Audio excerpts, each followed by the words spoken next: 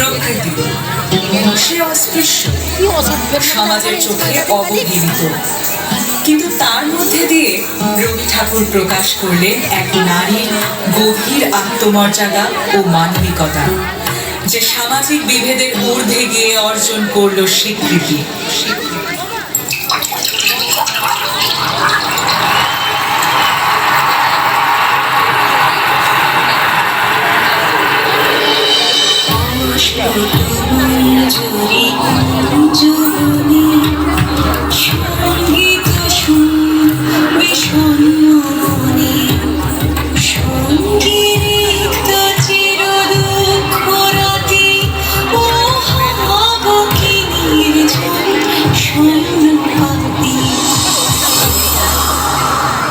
নারী কেবল রূপে আবদ্ধ নয়, বরং তার ব্যক্তিত্ব, সাহস ও শক্তির জন্য পরিচিত।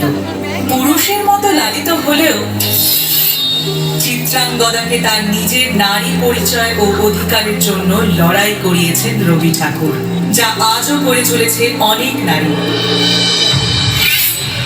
আমি চিত্রাঙ্গদা, আমি রাজেন্দ্র নন্দী, নহি দেবী, নহি সামান্যা নারী।